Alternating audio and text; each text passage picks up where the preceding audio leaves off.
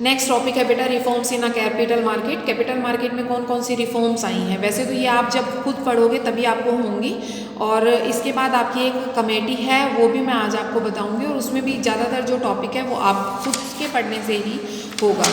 तो जो reforms of the capital market है उसमें क्या क्या आता है, वो कहता है the depository act 1906 was to be enacted.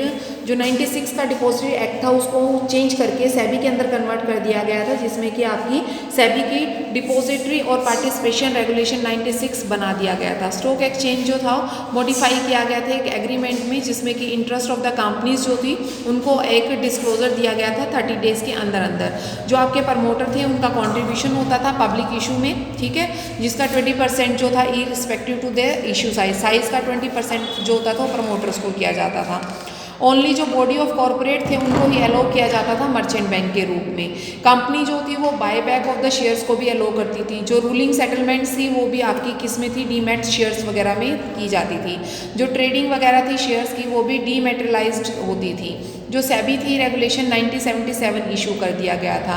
Derivatives जो थे ट्रेडिंग वो आपकी जून 2000 में की गई थी। कंपल्सरी जो ट्रेडिंग थी सभी कंपनीज के लिए वो आपकी इनेक्ट हुई थी 2 जनवरी 2002 के अंदर, ठीक है। डेरिवेटिव ट्रेडिंग्स जो थी आपकी वो इक्विटी शेयर इंडेक्स वगैरह करना या स्टॉक ऑप्शन वगैरह, स्टॉक फ्यूचर वगैरह, वो सारी चीज़ें आपकी डेरिवेटिव ट्रेडिंग के अंदर आ गया था। इन्वेस्टर्स जो एजुकेशन थी या प्रोटेक्शन फंड्स वगैरह थे वो भी आपके 1 अक्टूबर 2001 को एस्टैब्लिश किए गए।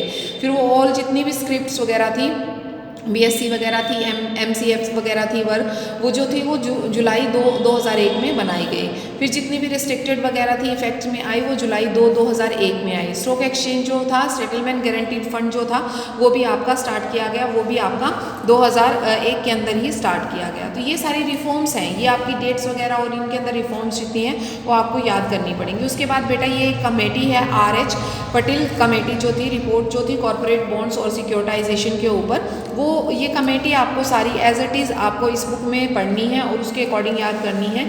इसमें जितना भी कुछ लिखा हुआ है वो सारी चीज़ें मैं आपको करवा चुकी हूँ, इसमें कुछ भी नया नहीं है। इसी तरीके से जो आपकी ये कमेटी थी, एक तारपुर कमेटी बनाई गई थी, उस तारपुर कमेटी में भी ये था। और आज करंट पोजीशन क्या है आपकी, जितने भी स्टॉक एक्सचेंज है उन सबकी करंट पोजीशन दी गई है। नंबर्स ऑफ शेयर्स कितने हैं, नंबर्स ऑफ डिलीवर्ड शेयर्स कितने हैं, वैल्यू ऑफ डिलीवर्ड शेयर्स कितने हैं, वो सारी आपको दी गई है।